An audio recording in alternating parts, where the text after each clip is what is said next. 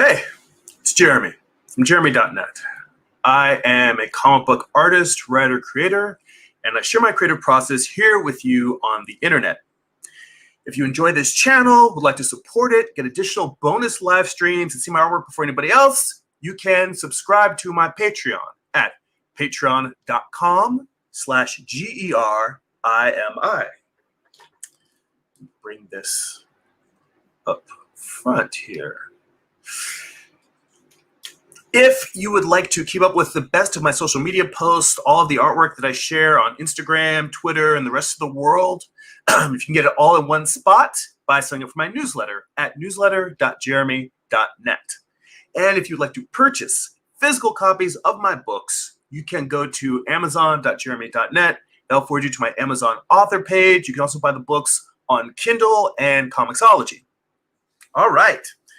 So I already see the chat is lit up. I see my boy Amar's in there, Negro Frazetta. Oh, and of course, Amar, I have to give props. He has become a Patreon subscriber. So he is now part of our growing club of people who are participating in our Discord server, sharing more artwork, talking, and getting deeper in with the creative process. So thank you, Amar, for supporting the channel. And also, Negro Frazetta has subscribed to our feedback crit tier. So we're getting a little extra interaction. I'm, taking a look at his artwork and giving feedback. So if you guys want to check out those rewards also, they again are at patreon.com/GERIMI.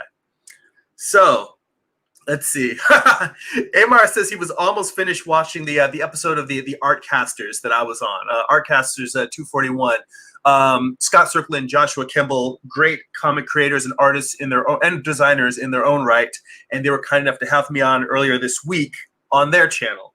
And I plan to have them on in the future. So I will let you guys know when we post the exact date. I don't know why I'm being cagey about it. It's scheduled for... I'm being cagey about it because I don't remember the exact date off the top of my head. That's why. But I think it's going to be the next live stream we have scheduled in 2 weeks from now. So, all right. Well, as opposed to having a topic planned, it's been a little while since I've been able to just sit and focus on just making comics. Been running around doing some behind-the-scenes promotional work for my art prints, and just trying to get things in order. But it has been slow going, making progress through the latest issue of Morningstar. So I thought, let's just stick with that. So, you see, Amar mentioned that he is paneling out his script this week as we speak. So he is working on, and we were talking in the Discord server about that he's got a 30-page comic he's planning to do, and that's a big chunk at the speed he's planning to work on it. So, props to you, man. I should take a page from your guys' book and speed up on this. Now, I can make this a little bit darker if you guys want to see it clearer, but more clearly. But what I am doing here is I am roughing in the characters just as rough sketches. And I actually have the layer turned all the way down to 10%. And the reason for that is that if I'm drawing super light, it keeps me from getting overly detailed. And that's kind of what I want at this stage, is to just basically rough in the structure. Just for the sake of making it a little bit more visually capable for you to see it, I was working at 10% opacity. I'll bump it up to 20 just so that you guys will be able to see it a little bit better while I'm working. And one of the things I did,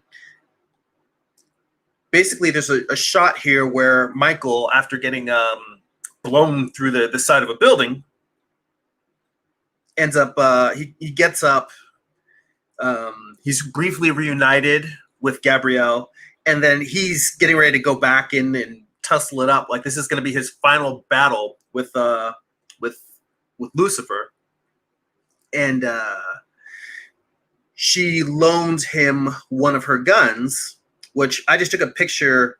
I've got a replica Colt Navy revolver, so I just took a photo of my hand handing it, and then it's going to be, that's basically the pose that I'm using. So I just have that as an underdrawing.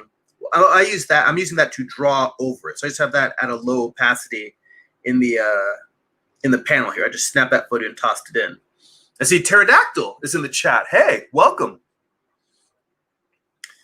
So let's see here. All right. And Amar is saying that he's on page 14 of the script, and he has 34 pages so far, but the average is about 5 panel pages. So that's a good number.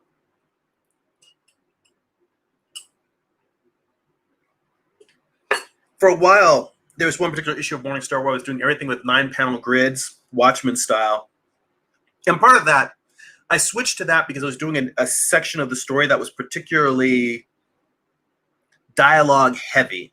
And I just wanted to do a lot of panels on the page it sounds like I don't care about it when I say I just want to get through it. And that's not it at all. What it is I don't want the reader to get bored. So in places where there's lots of dialogue, my general approach is to try and cram as many panels into the page and just find interesting shots, but just move people through that part of the story quickly.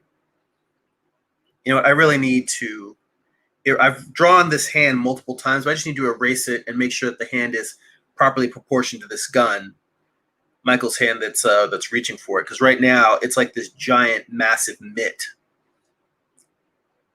I was trying to draw the hand first so that I could draw the gun over it, but I really realize in looking at this now that I need to just get in here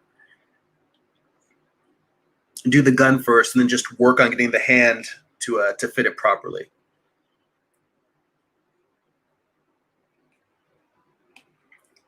So starting with just breaking this down into simple planes.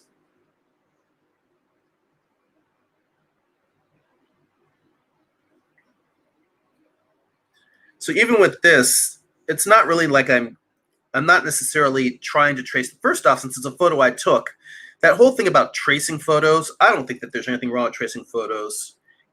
If you are the photographer and you shot your own reference, then trace the hell out of it. The idea that tracing is in some way bad comes from the fact that sometimes when you trace and you're slavish to the photo, you're trying to replicate it exactly, the drawing becomes kind of lifeless and dead. And I do not want my drawings to be lifeless and dead. That said, when and I think the other thing is just the idea that people claim that somehow you're not being artistic if you're just tracing a photo. But another thing, as I mentioned, this is a photo that I took. And I think if I'm working off of someone else's photo, I intentionally try to change things about it so I'm not duplicating their work. But if it's photo reference that I specifically took, I composed this shot. I put it at the exact angle that I wanted. I was lucky enough to have a prop that I needed. If I didn't, then I would have just used a broomstick or the handle of a hammer. I would have found something that is gun-shaped that I could have held in this same position to get the shot. But the idea of tracing a photo that you took as reference, I already don't think that working from photos is cheating. But to directly trace something that you shot, that's just you using your reference. While I'm not trying to trace it one for one, what I'm doing is I'm just sort of loosely sketching in the basic volumes of this gun. If I were to go in here and say, I'm going to just, hell, not even trace it. If I were to just take it into Photoshop and posterize it and then drop it in as a prop and then draw around it, I mean, hell, I took the photo. I think that's well within an artist's purview in terms of just how they use their reference. Oh yeah, Amar says in terms of his comic, I was doing that, but it was getting too cluttered. Oh, I think we're talking about the 9-panel grids. He said, so what I I think what he's saying is I want autocorrect is getting in here. I want it to breathe more, especially since the comic will be posted online versus print. But I'm also doing it in print resolution. Yes, when you're doing a web comic, always work in print resolution because you're eventually going to publish a book of it. So, or at least that should be a goal. You know what? It's not my place to tell people what their goals are. You should do it at print resolution so you have the option to do it as a book or some sort of print format if you choose later on. It's not about what you should or shouldn't do. It's about having as many options as possible. By the way, I changed my setup a little bit. I actually realized that the screen that I have in front of me to read the chat, that I used to have it laying flat on my table so that my webcam could see over. And I realized, wait a minute, just put the camera on top of the monitor. So now it's a little bit closer, and hopefully the sound is a little clearer. But hopefully it also means you're not hearing my my mouth smacking as much. Let's see here. And I don't want to get too caught up in the gun drawing, which is what I feel like I'm starting to do now.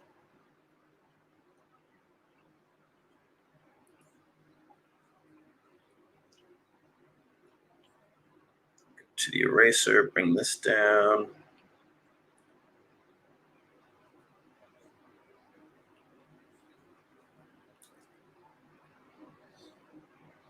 Let's see here. Oh, see solid spider snake in the chat.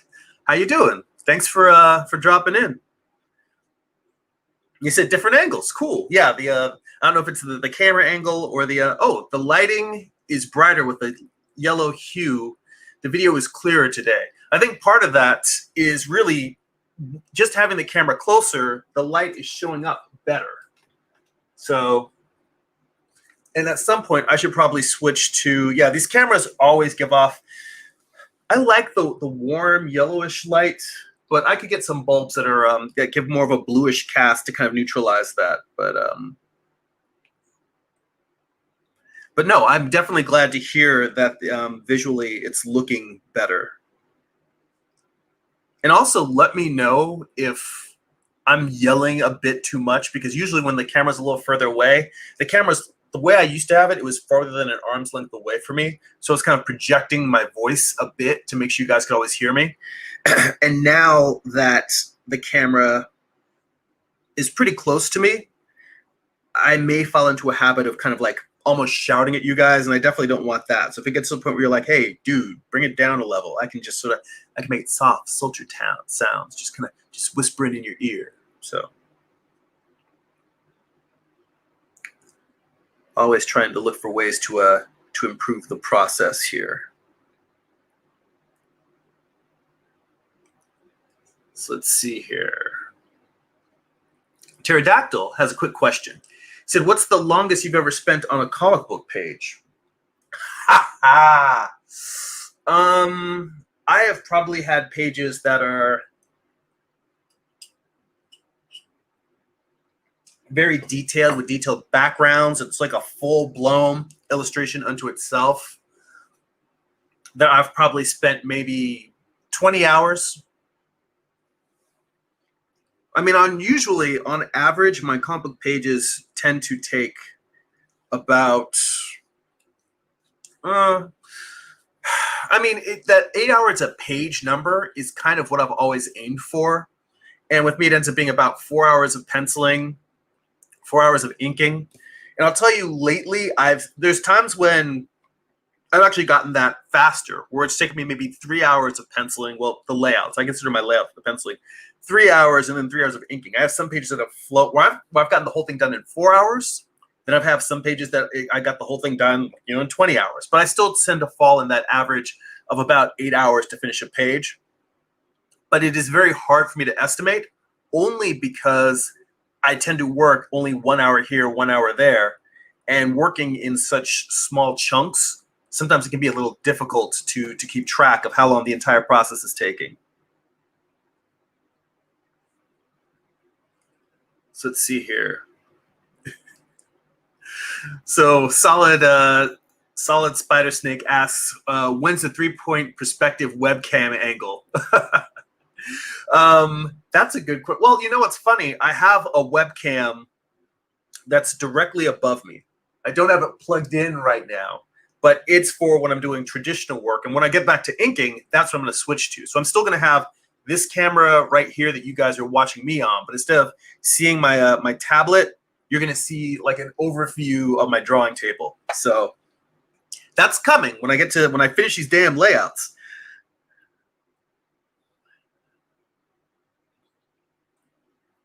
There's some of the any of the older videos where I was inking, you can pretty much see what that camera angle is going to look like, because while I was using my phone instead of a webcam to do it, it was pretty much in the same position, like mounted above my drawing table. So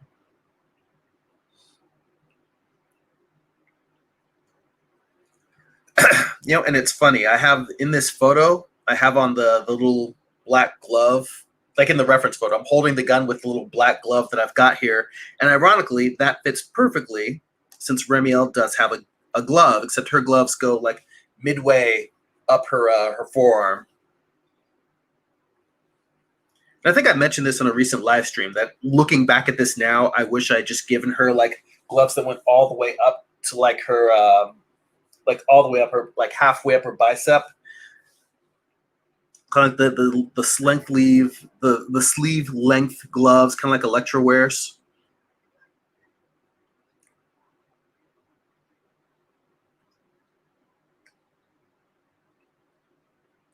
But you know, that's how it goes sometimes. You don't really realize what you want until you're almost done with the comic. All right. So that right there is enough.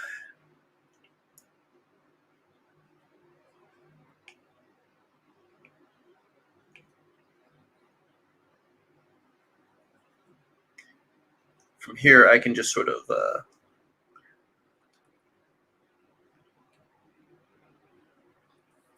well, you know what? As long as I have the photo under there, I might as well take the time to throw in any extra details, because it's not like I'm going to make this gun super detailed.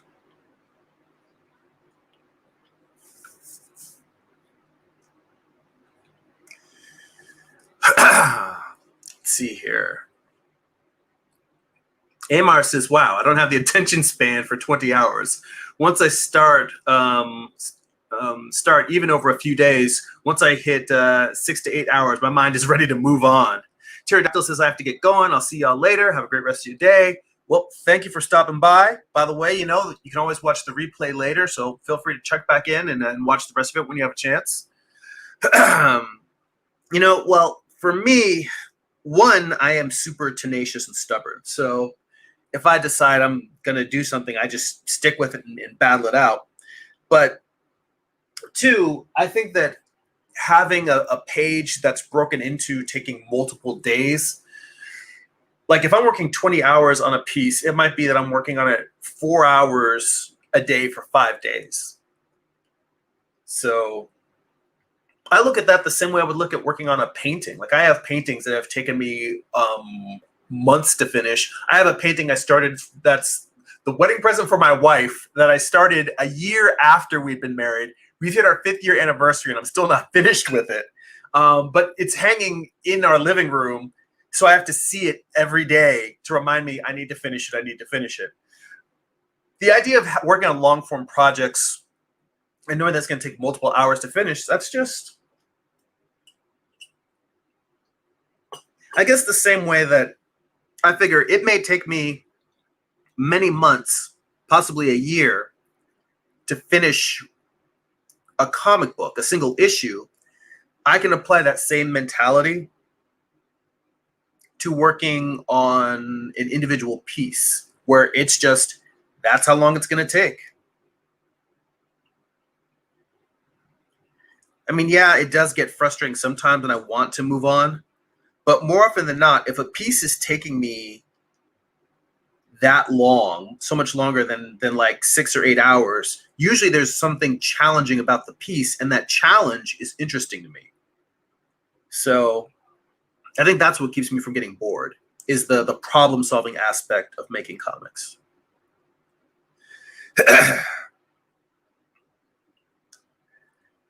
Pardon me for a second. I have to blow my nose. I've been having a bit of an allergy attack lately, so.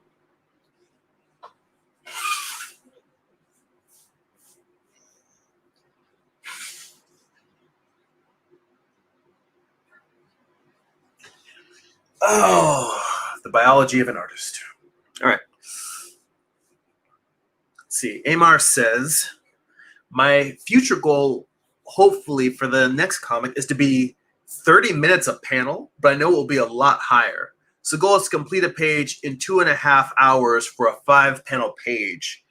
You know what? I admire that. That's actually what you're doing is something that I've been thinking about. When I finish Morningstar, I'm probably going to spend several months just doing some standalone art pieces. And what I'm going to be doing is, while I'm doing that in the background, I'm going to be writing my next comic books. When I get ready to start the next one, my goal is going to be to work much faster.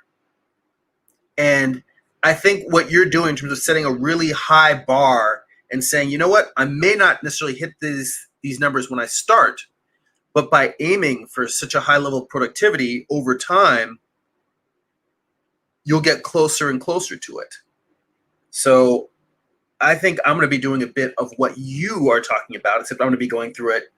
I'm always thinking about future Jeremy and what he's going to be doing and how he's going to be handling stuff. Because, you know, present Jeremy is just trying to get through this last issue. The future Jeremy is already thinking about, you know, which book he's going to do next, the format, the ways he's going to be changing his style so that it will hopefully, yeah, this hand still looks so massive in comparison to this gun. I got to get this just right.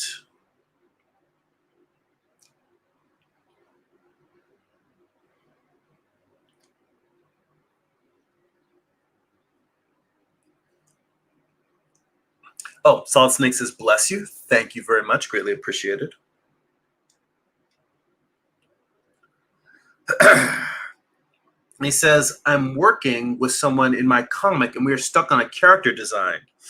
Ooh, well, you know, there's a lot of different ways to attack a character design problem. Can you be a little more specific, not necessarily about the character details, but what it is that you're finding challenging about the design?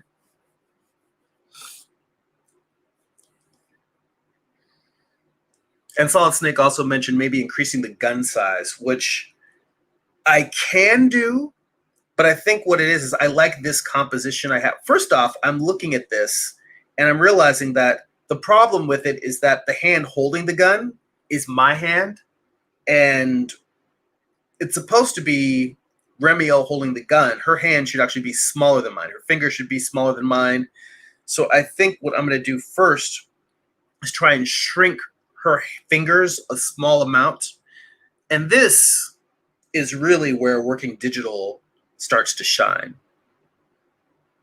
Because you would just have to draw and erase and draw and erase to get it right when you're working traditional. Whereas with this, I'm going to just see if I can bring her hand in a little bit. Come on. Not a ton. Like that much. I just want to make her hand smaller so it feels a little bit more feminine.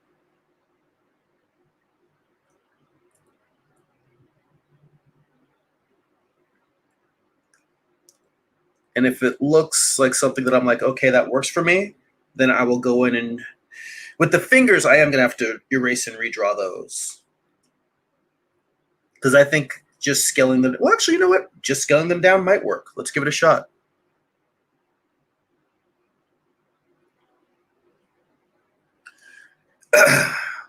So let's see here. Amar says, I have too many ideas and projects to complete to spend time. What Joshua was talking about on the Artcasters video. Yes, I know how that is. There's only so many hours in the day.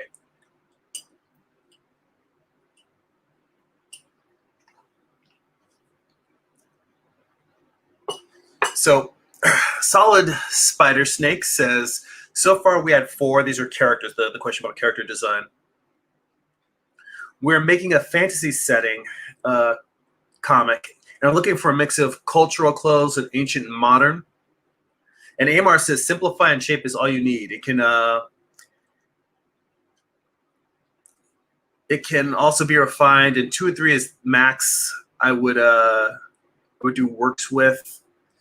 Said I'm avoiding medieval European clothes or simple shirts and pants. I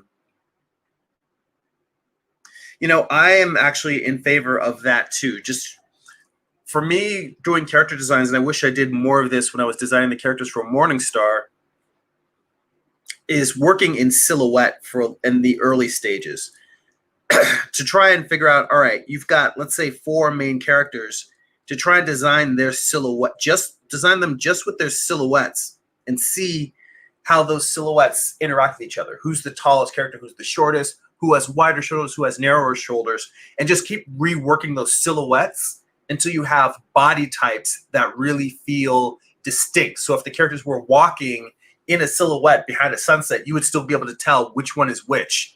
That's a good starting point. And then once you figure out the shapes of the characters, kind of like Amar was saying, in terms of simplifying and shape, once you can have a good silhouette for each character, then you can kind of start filling in their features.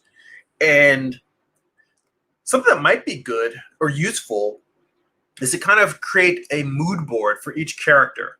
So let's say you just take like a big Photoshop document or a big Illustrator document, or photo reference. I forget the name of the program, but Amar mentioned a really good photo reference program that he uses. And just create a reference board for each character. And then just go out and just find photos of, maybe this is a glove, maybe 2 or 3 different types of gloves you might want to use for one character, a breastplate for another, a few different helmet styles and belt buckle styles, different types of scabbards for swords or bows, different types of weapons, and basically just create like just a sheet of stuff that you want to put on this character.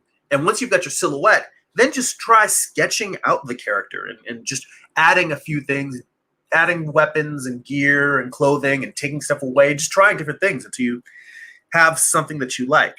I mean, there's a certain amount of jazz that's involved in character design, where you start with the basic, body proportions, arms, legs, head, torso, and you get those body shapes and body types. And then you just start moving things around. That's where the jazz is. You just move things around until, okay, this looks like the character now. So I don't know how long you guys have spent designing the character so far, but it sounds like you might just need to play with it more. That's one of the things that's frustrating in terms of making comics, is we want to work fast. We want to work fast. We want to publish fast. But a lot of the work that goes into developing a comic and developing the world building, if you're doing it right, it doesn't necessarily go quickly. But it's also a matter of how long this series is. Because if this is something that you're planning to do over several years and several issues, it might behoove you to spend, 6 months world building. 6 months is kind of long. Maybe 3 months of just developing all of the characters, all the props, all the major things you're going to need. And that is one approach.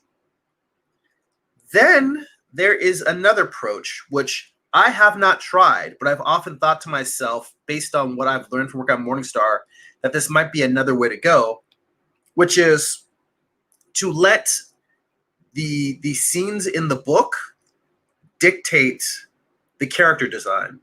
What do I mean by that? Well, for instance, like I mentioned that I wish that I had made Gabrielle's gloves sleeve length, but I didn't realize that until I was almost to the end of the series. It's a lot of work, but thumbnailing the entire comic book before you start, where is that? Before you start doing your character designs, and basically draw the whole comic in stick figures, in thumbnails, And once you see what the character's going to have to do, maybe pick different pages, different scenes or sequences in the book, and use those scenes as poses to design your character in. Because when you see how a character is going to be interacting and fighting with other characters, you can kind of say, oh, wait, if they're doing this pose, their belt needs to be on this side because of that side. You may just find that there's certain shots where you're like, oh, it would make it easier to do this character if you change the costume. So that by nature of the story, you may find it may give you the answer of how you need to make the characters' costumes look, just by virtue of looking at what they're going to be doing in the comic. So let's see here. Let me scroll back up in the chat because I missed a few.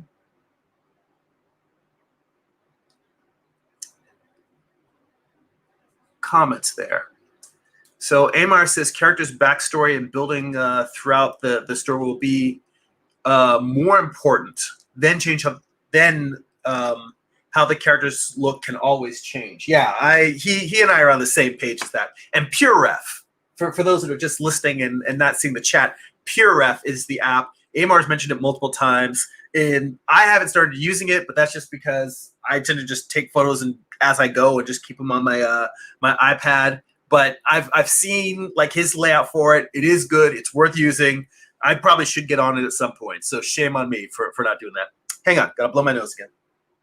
Excuse me.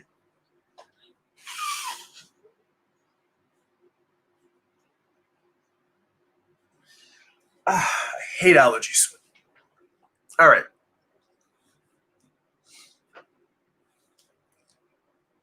And Solid Spider Snake says, I'm looking at East African, Polynesian, but they just don't find an audience. And some of that can be due to poor marketing of the book.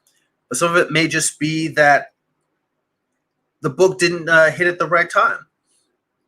But for whatever reason, there's lots of great work out there that never finds its audience. And the more I think about it, the more I think that it comes down to poor marketing, which is why I need to spend more time learning about marketing. Because in theory, there's an audience for everything. Even stuff that might not necessarily be that great. But what marketing is making the work, making people who would be into it, making them aware of the existence of this work. In my mind, that's what marketing is. And it is something that is probably the hardest part in comics. I mean, it's the hardest part, I think, in any business. That's why commercials are so expensive and why you see, every time you turn on the TV, there's a commercial for something. There's always banner ads in the corner. People, it's hard to get people's attention. It really is. And it's hard to keep people's attention. Now, when it comes to the money side, specifically what I was talking about is the speed at which an individual person who is a writer or artist can make a single comic. It takes a long time to make each issue. And that's the thing that I was thinking in comparison to how much time it takes for me to do a single, like if I were going to do, in the time I do this black and white piece, I probably could have made at least one full color, if not two full color art prints. And when you look at the rate that you sell a comic book, even an indie comic, you're probably really only going to be able to sell them. I mean, the going $5 is a pretty high price for a standalone comic. I mean, the price of comics have just been going through the roof for a while now. But if you're selling a print comic and you're an indie comic for $5, that's kind of, I mean, that's what I'm selling my books for. Now, true, my comics are 24 issues instead of 20 or 22. But even with those extra pages, it's still a lot. For the most part, the reason why people are willing to spend that kind of money is more the personal connection they've made with me, meeting me at a convention or conversations that we've had online. Or they really just, that concept of Lucifer's Fall from Heaven, told as a Western, really hits them. And they're like, yeah, I love that. I want that. Which I'm grateful for. I mean, I think it's a good idea. That's why I've dedicated, the better part of this decade to telling this story. But the larger point that I was getting at is that you can sell a comic book, a single issue for probably around $5. Whereas a print you can sell for $20, depending on the size, $40 for a single art print. So in the time that takes you to produce one thing, let me put it this way. For each comic book page, you could probably be able to produce a couple of prints, at least one print. So in the time you could produce an entire issue, let's say 24 pages of that, you could have made 24 prints. And the prints you can sell at a much higher rate. So it's simply the economics of making something that what the return on investment is in terms of time versus how much money you make on it. Now, for me, I cannot stop making comics. I love comics. I'm never going to quit making comics. But the conversation that we were kind of getting into there is that I think when I finish Morningstar, my goal is going to be to try making some prints for a while and hopefully make the prints more financially successful than I was with the comics, and then let the comics simply be, I don't have to be profitable. I don't have to be a breakout hit, because you can't game that. If there was a way to just predictably say this book's always going to be a hit, or you would always make, you'd make that, if you're always going to make Walking Dead money, if there was a formula for how to make a smash hit comic, people would just always do that, and every comic book would be awesome. Like, you'd never hear people bitch about any books because every book would just be awesome. There is no formula. You don't know when you sit down to make a comic whether it's going to be or not. So what I'd like is to have the prints float the cost of me producing comics. That is the idea, is to not have the comics be dependent financially on not be financially dependent on comics being successful.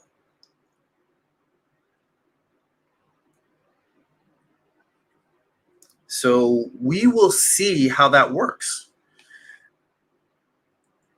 Maybe it will, maybe it won't. Maybe it'll just be, maybe I'll do it for a few years, won't get anywhere, and then I end up coming back and just like work the day job, make comics on the side. But for a while, I'm going to try making the prints and see if that gets me more traction. But like I said, I'm never going to stop making comics. So that'll always be part of what I share. But like I said earlier in the stream, when I finish Morningstar, I'm going to take some time and finish writing my next series. And while I'm writing my next series, this channel is really going to just show you the process of me making illustrations and making prints and originals and putting those up and selling them. So you'll just get to see me illustrate and also talk about writing, and I'll maybe share glimpses of what I'm developing. Because one of the other things I want to do is I also want to experiment with using the prints as a pre-production process to do it as market research. Basically take the comic that I plan to do next and make covers of them and see if, make images that are going to be prints, but what there really would be is the cover to each issue of the new series.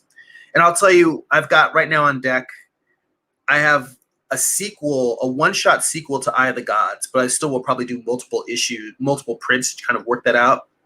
Then I've got a fantasy story, and then I've got a dystopian story.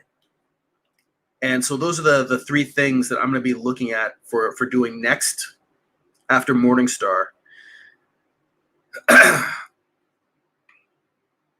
So I don't know if that answers the long-winded question in terms of what I was saying about it's not necessarily that comics don't make money. Comics do make money, but you can't necessarily guarantee, there's no way to guarantee that you're going to be the person who makes the book that's going to be the smash hit. Nobody knows what's going to be a smash hit. I mean, even if you look at Marvel and DC, if, not every book that they have is a top seller. And a lot of the reason why they have so many titles is because, they kind of have to spread it out and have,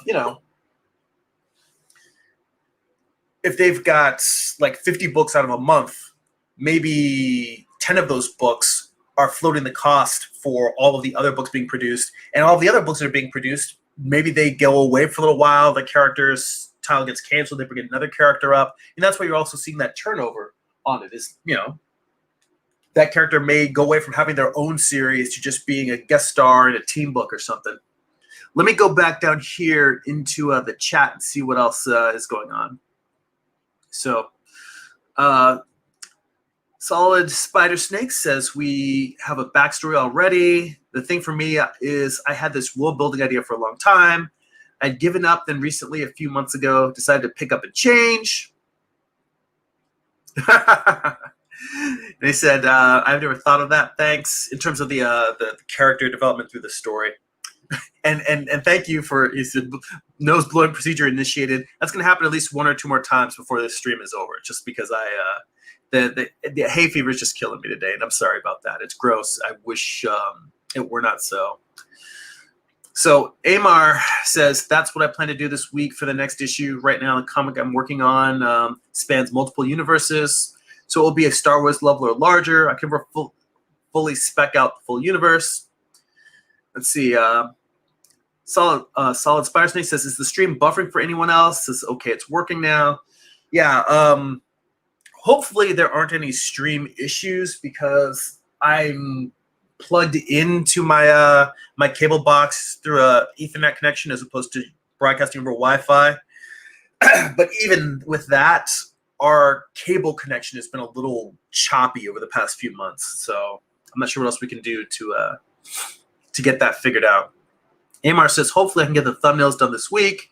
He said, yeah, for me, I need to do a comic cover, so I need to knock that out soon. I plan to do one and use Facebook ads to go to the comic, even though it's free. And Negro Frazetta says, is it possible to become a millionaire selling comics? Yeah, it is. Talk to Kevin Eastman. Talk to Rob Liefeld. In fact, if you guys aren't watching the Cartoon Kayfabe channel, you should check them out. Jim Rugg and Ed Piskor. They're comic creators in their own right. And they're both writer-artists. And they're highly knowledgeable about the history of comics and how the comics industry has evolved through the 80s, the 90s, the 2000s. Far more knowledgeable than I, but they have had a lot of great interviews with a wide-ranging number of comic creators, some highly successful ones like Rob Liefeld. They had a great interview with him. They had a great interview with Kevin Eastman. And you can get a sense of the business successes that are possible. And that comes down to being a smart businessman. To be honest, if I had college to do over again, I probably still would have done the same thing because I'm stubborn and I was just like, business is boring. But I think the smartest thing an artist can do is probably continue their art training on their own. And while they're if they're going to go to a school, to go to school for marketing or business and get that business background. Because the thing that separates a financially successful artist, it is possible to just create something that's a smash hit and luck into a great opportunity. But the way to really, even if you do get into a smash hit, if you don't have the business sense to protect your property, you can still lose all of that money. For me, I listen to podcasts about business, and I try to about the business side and the marketing side, and I try to read books about business and creative business. But if I had my college to do over again, I think, I don't know if my school actually had I'm sure they had a marketing program, and it was more like communications. I don't know if because the business school is a graduate program. That's the thing that I don't think people tell you, is that beyond being an artist, that in order to continue to create the art you want to create, you need to learn the business side of art. Otherwise, you're always going to be creating for other people and creating what they want you to create. You're never going to have business knowledge is what gives you artistic freedom. And I am not the person to teach that because I'm still learning it on my own. But I wish that someone had told me when I was in my 20s or even in my 30s, start studying business, take business classes. I mean, if I had the time right now, for me, what little spare time I have when I'm not at my day job is spent drawing. But if I had the time, I would go and take an online like marketing or a business. I would take, there's a lot of online schools. I would take an online business course, get like an online MBA in marketing, because I think that that's the if all you want simply is to make $1 million, again, you could make $1 million quicker by being an illustrator than you could by a comic book creator. And the reason why I say that is because you can create artwork faster. And you can still create artwork and have it be an intellectual property. If you look at something like Emily the Strange, I think it was a t-shirt company that was designed by this guy and somewhere in Southern California. I think maybe San Diego. I don't remember where. But I think that he was designing t-shirts and t-shirts and skateboard decks, and was creating his own character, and then it ended up developing into a property that Dark Horse started licensing it to make comics. So it still ended up in comics, but it started originally with him just making cool illustrations and having characters that people were fans of. Hello Kitty. Hello Kitty is a brand. You could start by creating a brand, a visual brand, and sell and market that brand. I think you could make that, you might be able to get a following quicker doing that than you could necessarily making a comic. The reason for making comics is because you love stories. You can't get into it for the money because there's so many easier ways to make money.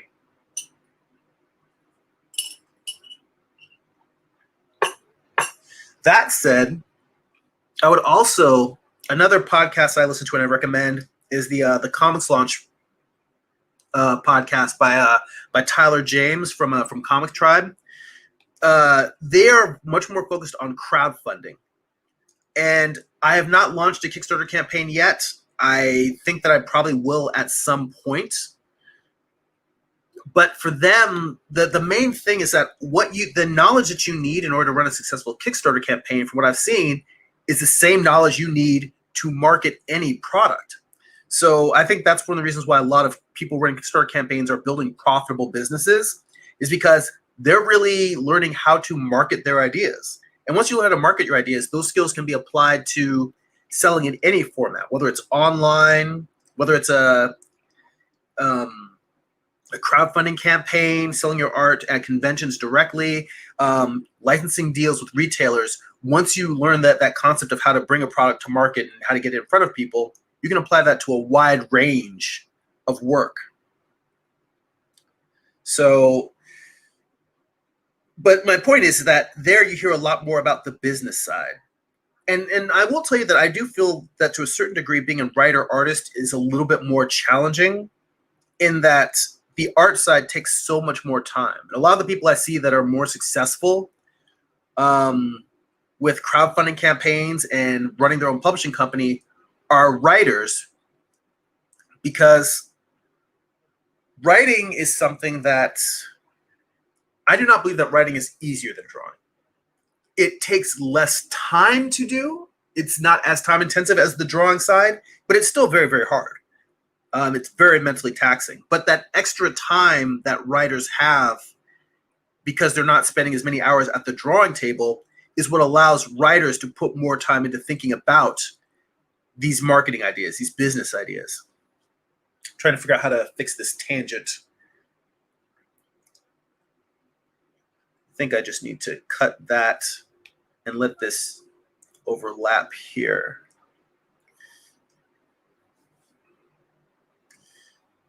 Yeah, this thumb is a little wonky, but that's close enough. I am fairly happy with how this panel came out. If I keep doing it, I'm just going to keep noodling it. Let me move on to another panel. Yeah, I think that that's the main thing. The marketing side takes time. And that challenge is having the time to do it while still having the time to draw. And writers, they're working on a creative aspect of the story that isn't as time intensive, so they have that time. So let's see. So is it long answer? Is it possible to become a millionaire selling comics? Yes, it's probably not the easiest way to become a millionaire. But definitely you should look at the people that are the most successful people in comics.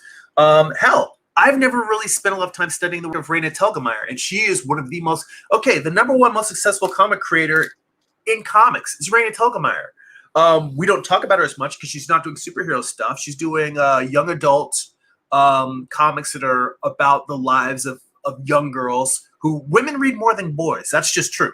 Women do. And we don't necessarily talk about her work and her success. She's somebody that's worth studying. Look at the people that are really, really successful within this industry, male and female. Pardon me, gonna blow my nose again.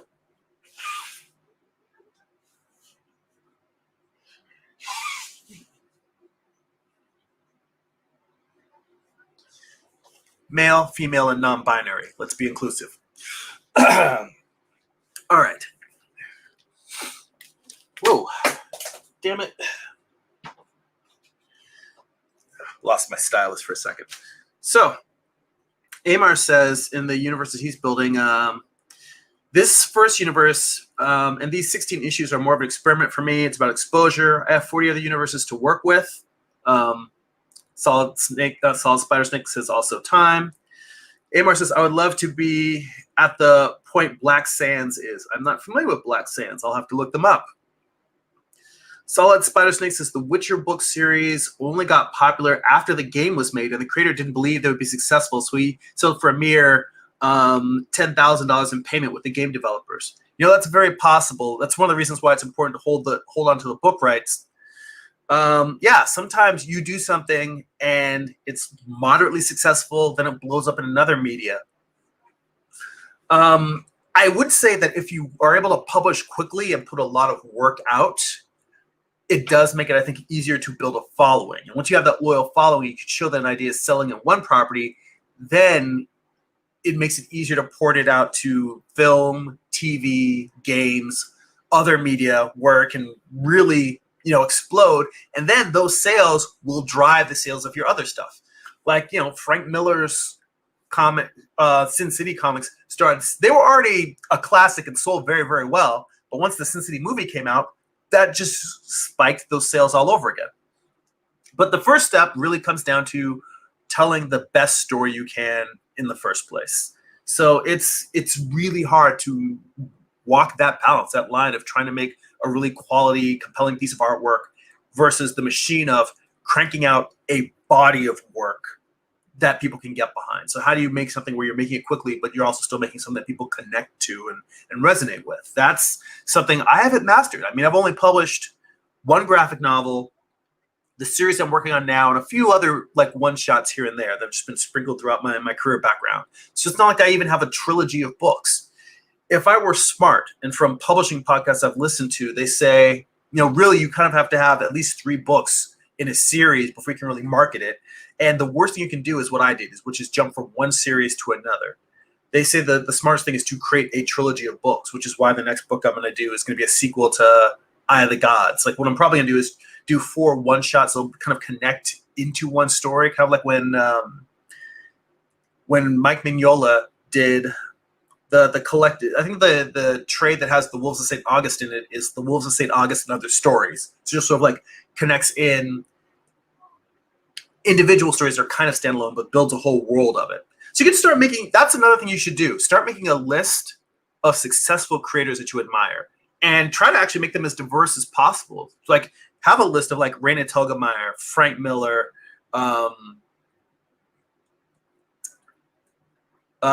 Mike Mignola, Kevin Eastman, Rob Liefeld, just try to think of as many diverse creators as possible that are, from different skill sets, different styles, different genres, and then try to, do some analysis. I mean, there's definitely some research that needs to go into this on the business side as well.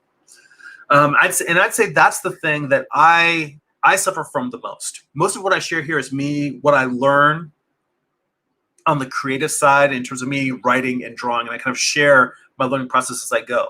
That business side is a whole nother aspect, and I'd say that I haven't learned anywhere near as enough about it as I should. And that may be one of the things that's keeping me from being able to do comics full time, is that I just haven't spent the time studying these things. So I continue to buy books about the topic and look at them in the background. But it's a long game. Life is a long game. So yeah, in mentioning like following up a solid Spider Snakes comment, he says success can come from different mediums as well. Amar says, I have a plan I mentioned to Jeremy, but I'm trying to figure out a workflow. But the dream is for each IP to do a comic, a game, an animated short. And let's see here. Amar says the same. I would have learned to run a successful business and how to market successfully any business. Artists focus more on craft than the business. He says, yeah, McFarlane Toys, the licensing, I'm sure made McFarlane rich more than his comics have. Licensing is where the money is at. He said, Solid Spider Snake says, what is her name again? Her name is Raina Telgemeier. A couple of her books you can look up. There's one called Smile. That's probably it's not her breakthrough book. To be honest, I think she really developed a lot of popularity and following. She used to work on the Babysitter Club licensed comic books, that series of young adult children's books that aimed at girls, the Babysitters Club. They started doing comics of that. She worked on those for a long time, and I don't know if she was writing and drawing or whether she was just the artist on those, but she built a following for that. And I think Smile was the first one she did. Then she had another, which was a semi-autobiographic book about braces. It's just a very relatable story about a young girl growing up in all those awkward years, getting braces and dealing with friends. And there's another book called Drama, which is a follow-up one about, being in the drama club.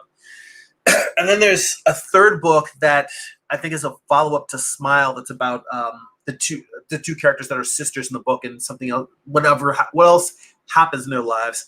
Point is that I'm very familiar with her body of work, but I haven't actually read any of them. I plan to sit down and read them.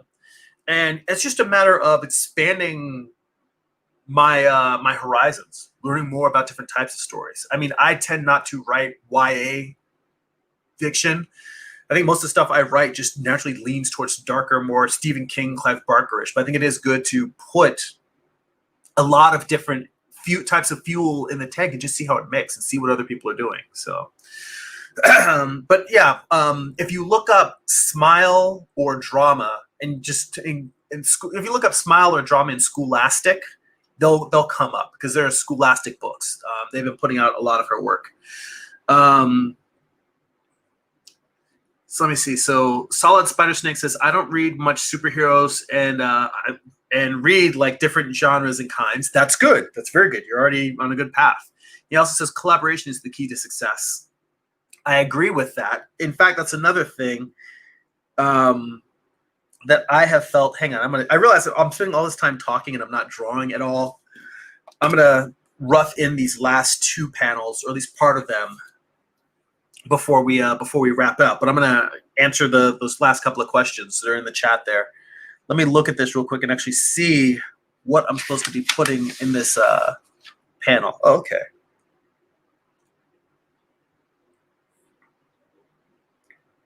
I see. I've got Gabrielle yelling after. I do this a lot of times. Like, instead of drawing the panels in order, I will jump around. Like when I did this page, the first panel I roughed in was them kissing. Then I moved to panel 1 of her helping Michael up. Then I moved to Michael talking to her afterwards, asking to borrow her gun. Then the gun panel. And for me, I look at it, the way I jump around these pages is sometimes I will try to think of the page as, if I'm drawing a figure, I'll make a line to kind of figure out this is their whole height. Then I'll say in the middle is the bottom of their pelvis. It's the upper torso is up there, the legs are down here. I'll put the head, the shoulders, and the arms. So I kind of work out, before I draw the whole figure, I work out basically a stick figure. I can work out their pose, work out the angle. And the idea behind doing these things where I work out all of the basic details, in a strange way, that is how I draw a comic page. So I haven't filled in the rib cage, the muscles, the volumes. I haven't even indicated whether this stick figure is a male or a female yet. But when I am doing a comic book page, the same way that I work out those details, I kind of try to work out the landmarks of the page. So for me, the kissing was a big landmark for me. And I was going to build the page around that because that's kind of the most emotional heart. It's not even the biggest panel of the page, but it's this slice that has no text, and it's just a moment with them just grateful to be back together again, because last time they saw each other, they didn't know if they were going to see each other again. So, Michael was walking off with Lucifer, and she thought he was abandoning the archangels. So me jumping around and doing this last shot is sort of like me laying in one of the landmarks of the page.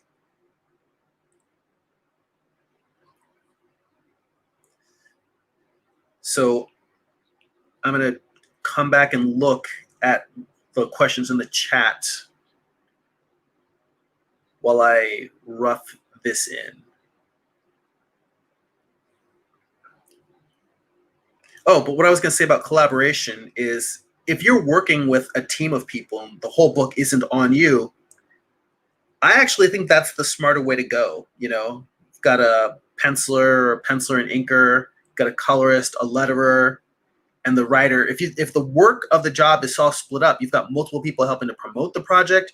You've got multiple people doing the actual work, and that allows you to do all the things that you feel like you don't have enough time to do. Like for me, saying I don't have enough time to study the business side of it. Maybe if I had somebody else working on other aspects of the comic, I would. But this is something that I talked about in that Artcasters podcast, and I'll put a link to that in the chat for in the description for this video, because I was just on the Artcasters earlier this week. For those of you who hadn't seen it, but I realized part of the reason why I don't necessarily collaborate with other people is because, one, I'm a control freak. Two, I'm a horrible client. I realized, like, the things, for those of you who have done freelance artwork, the things that that make you say, you know what, I don't want to work for that person anymore. The pay is low. They're asking for a lot of revisions and changes. The project was supposed to only last a couple of weeks, and now it keeps going on and on and on. These are all things that would probably make me want to bail on a client and say, look, here's the kill fee. I'm not working on this anymore. All of those things that I would not want to do or deal with if working with a client, working for a client, are things that the way that I treat myself. I do not treat myself the way that I would want to be treated as a freelancer working for a client. So part of that is knowing that I'm not necessarily in a position to properly compensate a collaborator, and the fact that I feel like a lot of times the way that I work, I don't feel like it's reasonable to want to drag somebody into that. It's a little bit of a mess. And I almost feel like, if I'm in this boat by myself, it's okay. But throwing someone else into it, I don't feel like that's ethical if I'm not going to treat them the way I feel like they should be treated fairly, in terms of how much say they have in the project, being able to fairly compensate somebody. Because I really do like having complete control. So, and I think that is to my detriment. I think that people who find a team and can pull together and all work in unison, pulling a comic to a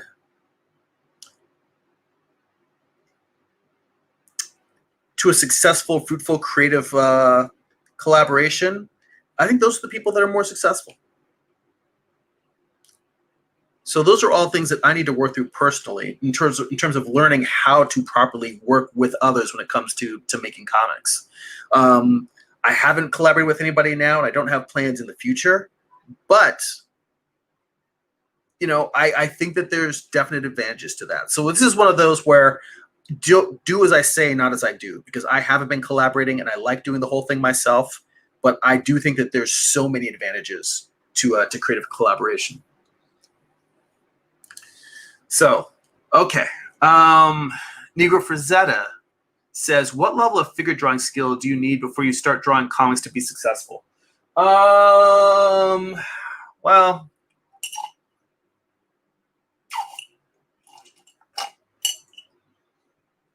I don't think that anyone comes out of the gate being awesome. I think it's rarely true that anyone comes out of the gate being awesome. It's possible. But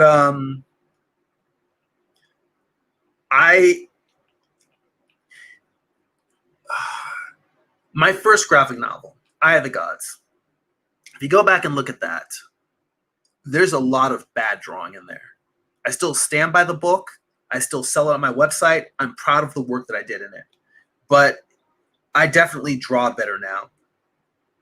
I think that if you, well, first off, you need to say, when you say successful, you need to define what is success. Is success getting hired by Marvel or DC? Is success publishing a book that you're proud of? Is success making an independent comic that has a following and pays for itself? Is success making a book that gets a TV deal?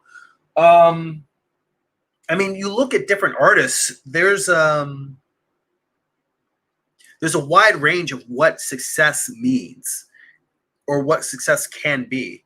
So, and I mean,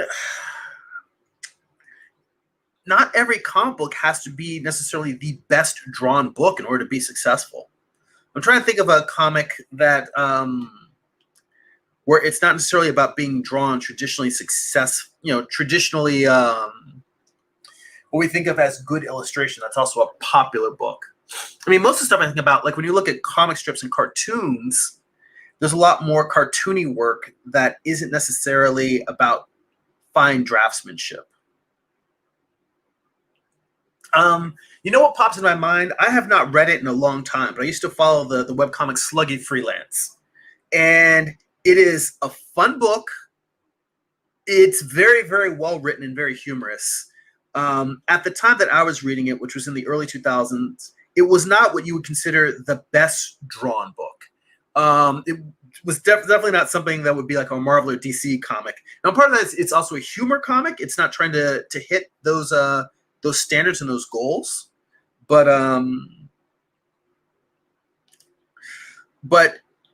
it's an indie comic that's very successful, and the guy was able to continue doing that on his own, I believe, working full time. You're never going to be as good as you want to be, period. So I would say, instead of trying to figure, one, it is worth asking you, what does success look like for you? Because success is different for different creators. But two, you're never going to be at the skill level that you want to be. And even like most working professionals are always looking at, all right, well, how can I improve here? They're always saying, yeah, I was happy with some of these panels, but some parts of this issue were like, woof. Yeah, people that are working right now in mainstream comics, they're having stuff published by Marvel and DC. They're like, some issues are like, yeah, that one really came together. And some issues, they're like, oof, yeah, that wasn't my best work, but you know, that issue's out. I got to keep going and put out the next thing. So figure out, instead of worrying about what is the level I need to hit, just start making your comics. Because that is the other thing that people often forget. They said, well, how do I get good enough to publish work? A lot of times the only way to reach professional quality is to actually put out something that isn't quite there yet. Because taking a book all the way to having it in print and getting it in front of people, like I would not have been able to do Morningstar if I had not published Eye of the Gods. And right now, Morningstar is not a perfect comic. There's still a lot that I need to learn and improve. I'm still working on my craft. There's things I'm learning from this book that I'm, pardon me, blowing my nose.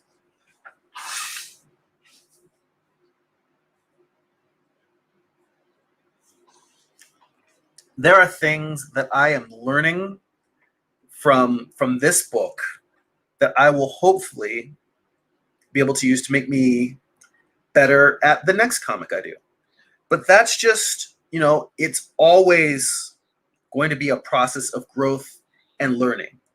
So, yeah, I'm not saying that the question doesn't have any merit. It does.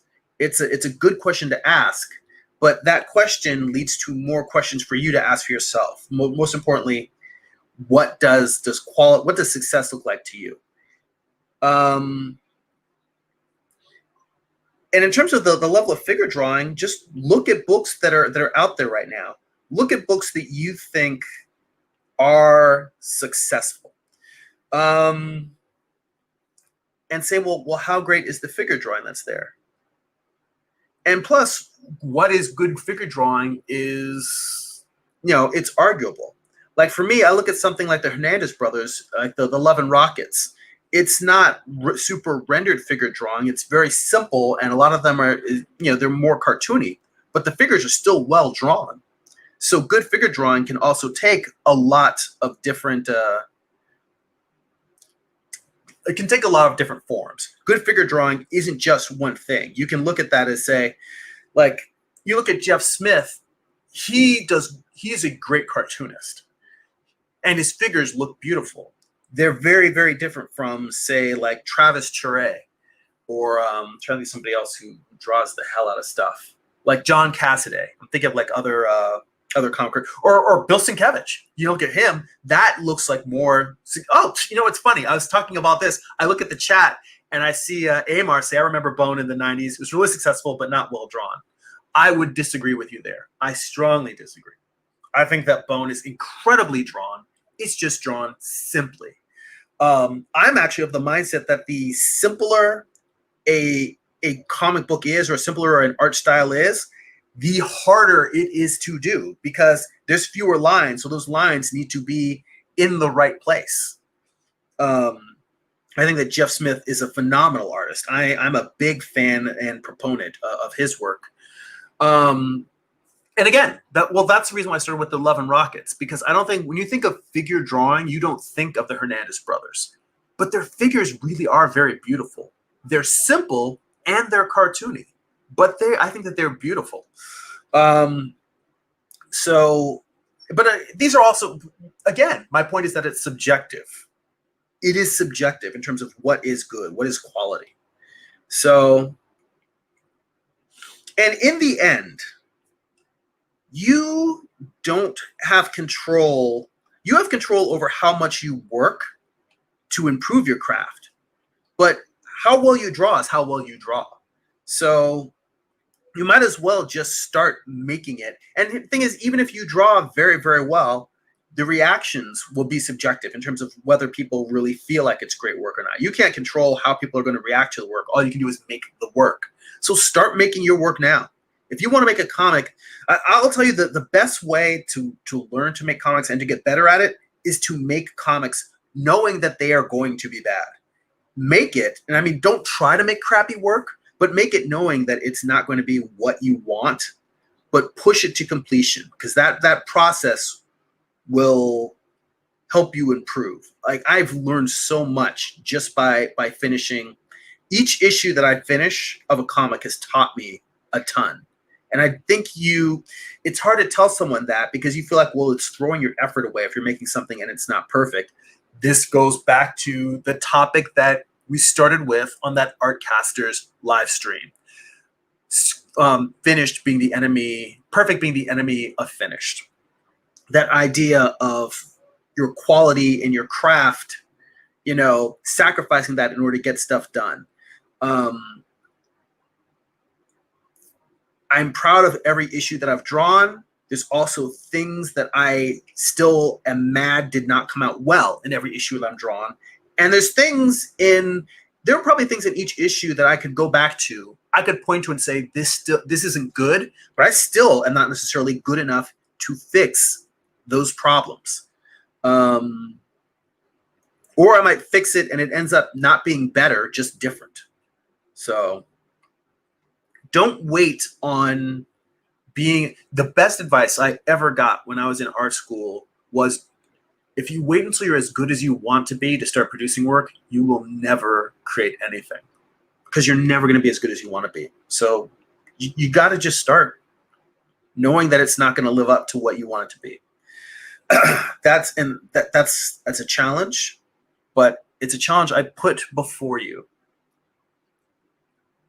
So I think I am just about ready to go and start tightening this page up because I've got all of the major poses in here blocked in. So I've got, Remiel right here is going to be watching as Michael heads off now with the gun to have a final showdown with Lucifer. And she's calling after him because the dialogue here, he says, "Rally the angels and hold off the horde long enough for me to deal with Lucifer." And Gabrielle yells after him, "Hey, why don't you fight his nightmare menagerie? I'll kill Lucifer." Which I'm genuinely pleased by that. That's one of the lines that captures the character's personality. It's not the best line in comics, but it does capture her personality. So I have all the landmarks in this that I want in the issue. Her helping Michael up, them kissing, being reunited, him apologizing for not listening to her loaning him the gun, him going off, and her saying, "You left me with a hard job. Like, I would much rather fight Lucifer than fight all these demons that are running rampant." Who knows? Maybe she might win. But, all right. Let me give a quick look here at the last comments in the chat, and then we're going to sign off for the day. So, you go back up. Oh, I see Sherilyn's in the chat. Hello. I'm sorry I missed you there. I've been on a rant for a little while and I wasn't looking up and commenting on the chat there, or at least I had commented on one thing and went off on a tear. But let's see. Going back up and looking. Oh, so let's see. Solid Spider Snake says, "I read Joe Sacco, comics illustrator. He does reporting on comics. He does war reporting, but in comics." And yeah, he's another one who great artist, but his stuff is rough, but it's still beautiful. Let's see here. Negro Facetta says, "Success is having a hit TV show like The Walking Dead or Preacher or The Boys." He said, "I heard The Walking Dead artists were not the best figure artists, but they were great storytellers. I don't know. I never read the comics, though." Well, that's actually a good starting point. A large part of being a creator is studying the craft of what's around you. If there's something that's successful and you're curious about how they got successful, then go read some. Like The Walking Dead, I didn't finish the series. I read probably like the first 7 volumes. And after a while, I mean, it's still good. I still enjoy the characters. There's only so much time you have.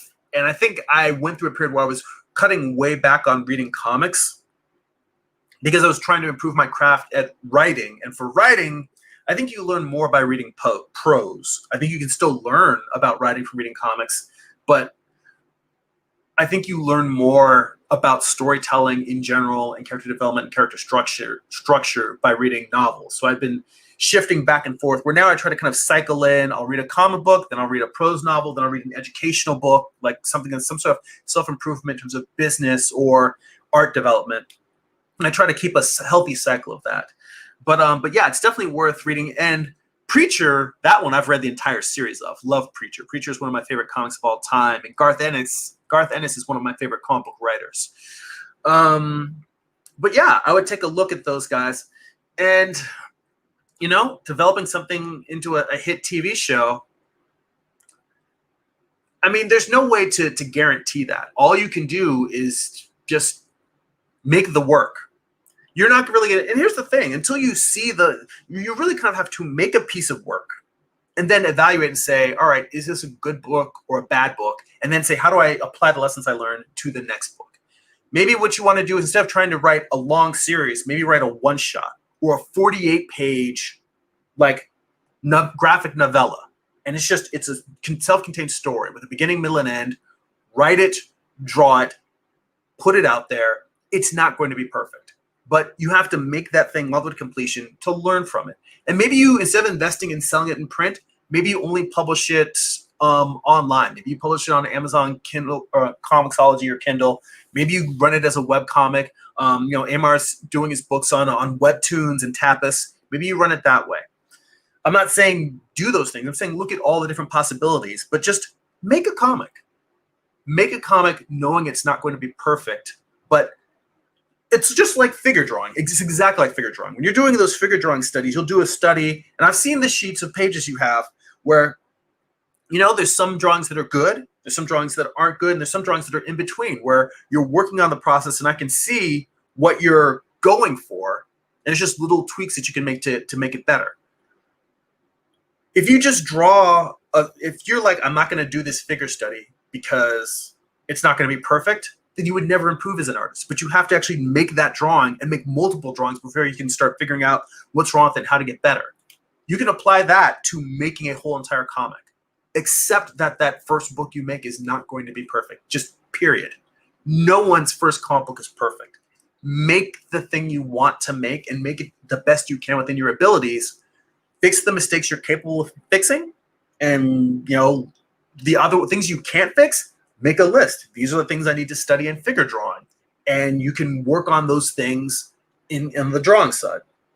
But you just have to put that book out there. Just do it, put it out there, and in the end, I think you'll have the experience I had, which is it's better than I thought I was capable of, but not as good as I would have hoped. In fact, I've said this before on the channel.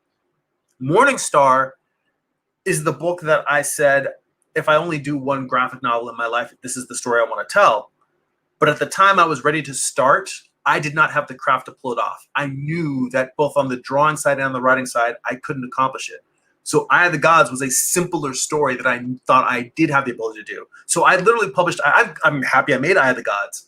That book was a training wheels graphic novel, so I could learn how to make comics. I learned how to make comics by making comics. And it's like learning to swim. People can teach you, give you all of the theory and show you stuff, but the only way you learn how to do it is by getting in the pool. That's how you learn to make comics. You learn how to make comics by making comics. I am passionate. I sound like I'm going on a rant here. All right, let me run through the chat here real quick, and then we'll wrap up. Amar says, for me, success is completion and then completing a series, finding an audience, and loving what I do. I love that idea. I think that's kind of my idea for success as well. Solid Spider Snake says they were fine figures, but good story narration. Amar says the monetary factor will come if you do all those things very well, but you have to be able to complete things first. Once you prove to yourself you can do that. And there's Sherilyn saying hello. Hello again. Then completing a series of books can find an audience that engages with that content. It sounds like you're probably farther along in terms of the business and marketing side than I was when I started. I'm glad to hear that. Sherilyn says, I think people know that if you want to get into this industry, you aren't doing it for the money. Very, very, very true. Yes. And sorry it took me so long to get to your comment. Yeah, Solid Spider Snake says, like Hellboy, for example. And then Amar, we rehashed the bone thing. And Solid Spider Snake says, I read Dr. McNinja, a webcomic series, very simply drawings, dynamic. Yeah, and that goes back to the conversation we were having about how good of a figure drawing, how much figure drawing craft you have to have before you can be successful in comics. Is, one is figure out what successful means, but two, it varies. Amar says, I'm referring to figure drawing perspective. That's what I'm referring to, as far as well drawn. The art is clean, but not fine art worthy. Negro Facetta says, I'll stick to becoming a fine artist. Jeremy makes comics sound like a nightmare. It's not that comics are a nightmare. It's that there's no success guaranteed. It's a lot of work, and it may be a lot of work for little reward. People have told me, said very positive, kind things about my comic books, and have said I should have more success than I should have more followers. My work should be in the hands of more people than it is, and they're surprised I'm not more successful. Again, I think that's probably a failing of marketing more than anything. But I still don't think that I don't think that I've gotten my writing craft up to where it needs to be. And here's the dirty little secret. As an artist, I'm saying that I think that the writing actually is probably more important. And I think that that is a mind-blowing, possibly blasphemous thing to say.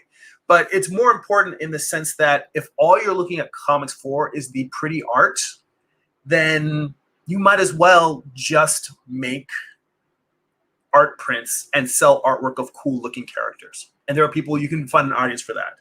And you could just be like, for instance, Jake Parker. Jake Parker, who I've mentioned before, and that was the kind of the start of the whole conversation about speed versus craft.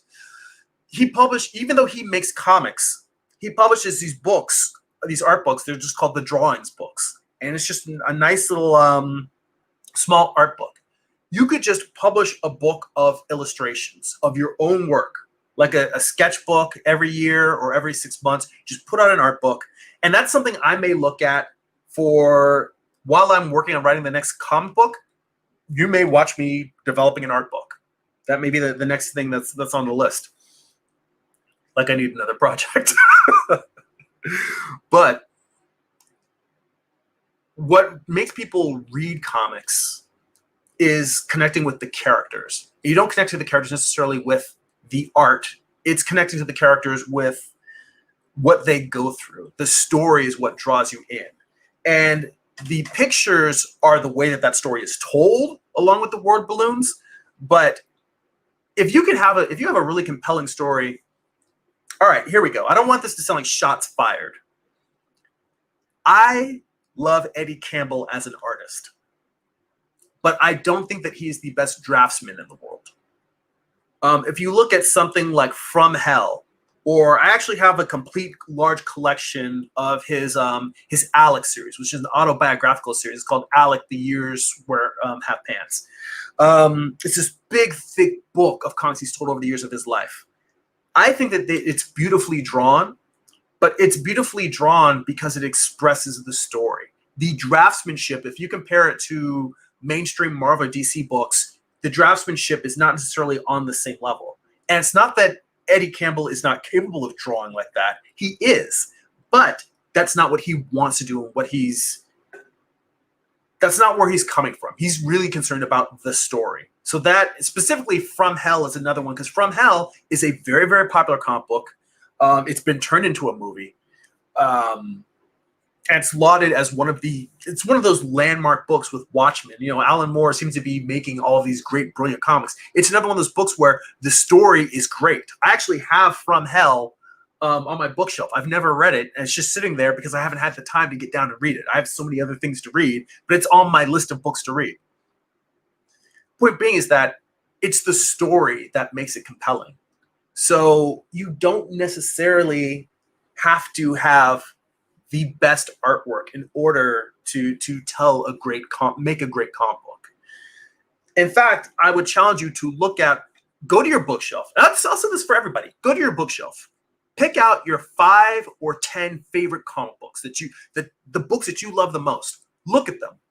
What's similar about the artwork? What's different about the artwork?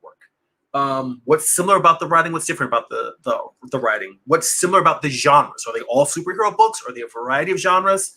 My point being is that there's a lot of different things that make up what a good comic is, that make up what a great comic is. That's what makes comics so beautiful, is that you can have all different levels. I think that the best thing is when you have beautiful art married with beautiful writing. But in the same way that like the art of something like Eddie Campbell can be beautiful, even though it's rough and loose and not necessarily in perspective or necessarily about anatomy and proportion, you can have writing that's weird and quirky and crude, but can also be compelling. Comics can be so many different things. You know, that's what I love about them. So I would challenge you in terms of looking at yourself and deciding whether you want to make comics or not. Go look at your bookshelf, pull out your comics, and see where your artwork stacks up in comparison to the things you really admire. And even if it doesn't stack up, I would say if you love comics, try making a 24-page comic or a 20-page comic. Just try writing a short story and publishing it online. just to see what it feels like. In fact, no, let's bring it down much lower. Write an 8-page story. Go find some of those old EC horror comics. You can actually get them from your local library if you have the Hoopla digital app. I know that my library has some of the old EC comics, but find some of those old like horror or crime or suspense stories, or maybe a issue of heavy metal. I'm sure you've got an anthology somewhere in your house. Find a short story and look at how like an 8-page comic is paced and broken down, and then try writing a short story. Just make a comic, and then maybe make 2 more 8-page stories, and then you've got a 24-page comic. And maybe they're all different genres. Maybe it's one specific genre, but make them, put them online. Maybe decide to get it printed in a couple of print-on-demand issues that people can order. But the only way to learn how to make it is to make it. And I think it is worth making a comic, because I've learned how much I love comics by making them, because shit is hard. If I didn't love this, I wouldn't be doing it, because it's real, real hard. And the whole conversation about me switching to doing more illustration work than doing comics work is me looking at things that are easier and more profitable that will hopefully give me the freedom to make comics for me and not have to live up to anybody else's standards. And also that if it ends up with me taking a year to finish a comic book, that's okay, because I can take my time with it as opposed to having to rush work. So, wow, God, we've gone over so much time. Let me run through these last comments. I keep saying that. Yeah, Amar says, I have my comics on Tapas and Webtoons. It's not perfect, but it's done. I want to get it done, and we'll get better. Sherilyn says, fine art and comics are 2 different production methods. It's hard to transition, especially if you do both. Amar says, exactly. And Sherilyn says, I struggle with it as well. I wasted decades trying to get to that point. I should have been creating comics in the 90s. And Sherilyn says, I feel like I've done the same. Negro Frazetta says to Sherilyn, I think you are 100% right. Amar says, I kept waiting until it would be good enough. Now all I care about is finishing the ideas I want to share in the universe. Sherilyn says, great layout so far. Thank you. I appreciate that. Solid Spider Snake says, I suggest Will Eisner's creating comics guides. He makes a fair point about illustration and fine art differences. The Squish Show. He says, an awesome examination of the craft as always. Thank you. Guys, check out Squish also. He does a great pop culture entertainment through a funny, creaturey, puppety view. Solid Spider Snake says, can't wait for the Morningstar TV show. I've been meaning to watch Hell on Wheels, because it doesn't deal with Morningstar, but it does deal with the Western, and the fact that Common is in there as a character, having a black characters in the Old West. I've been meaning to watch that, and I've heard very great things about that series. But yes, Sherilyn says, read multiple types of literature. I have comic creator friends that refuse to read novels or business books. I don't want to say that it's impossible to be successful without that, but good luck. She also says, great advice, Jeremy, regarding starting and publishing. Thank you. And never mind the typing. My name is murder on autocorrect. It's impossible. Now we're mocking my misspelling as my evil twin.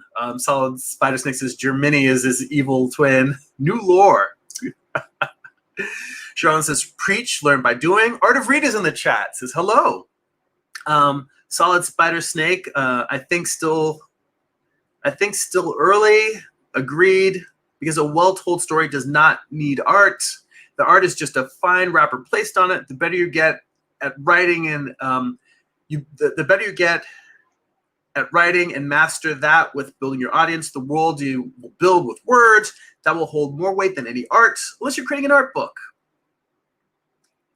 Let's see here. Most movies, games, and TV series come from the stories, not the arts. Sherilyn says, getting any hours under your belt making comics is only going to help you improve. Amar says, that is why when you have people who make a living on fan art, that's why you have people who make a living on fan art and poster art. Alexi in the chat says, thanks for the session, Jeremy. It's been hype. Solid Spider Snake says, we'll check it out. And there we go. All the comments in the chat. I know, I took forever with it. My ass is long-winded. But I appreciate you guys' patience, and I appreciate you guys spending this time with me, watching me continuing to make progress with my art, sharing that process, continuing to talk, share with you guys. Again, if you'd like to support this channel, also we have a monthly Patreon exclusive live stream. We've been doing an art book study group where we actually look through different art books and sit down and study from them. I do sketches and talk through different things that I'm trying to learn. I basically show you my process for trying to learn new art skills, master new elements, studying anatomy, perspective, composition, volume, all of these things through different art books. So those are all available as for members of my Patreon, patreon.com/GERIMI. Again, if you'd like to sign up for my newsletter, you get all of my social media posts funneled to you, alerts for when I'm going to be having live streams. You get to see little extra behind-the-scenes snippets. You can go to newsletter.jeremy.net. And if you'd like to purchase physical copies or digital copies of my existing books, Eye of the Gods. I don't talk about that book enough. It's my first graphic novel. It's self-contained psychological thriller about a man he is cursed with visions he can't control. He can look through other people's eyes and see what they see, but he can't control when or where. He witnesses a murder only to find it's being reported in the news as a death by natural causes. So that's my first book, Eye of the Gods. It is available on Amazon. Go there and check that out. Along with Volume 1 of Morningstar. That's on there as well, and on Comixology. So again, guys, I really greatly appreciate it. So it's been really fun. Enjoyed having you guys all here. Thank you so much for all the great comments in the chat. Go be creative.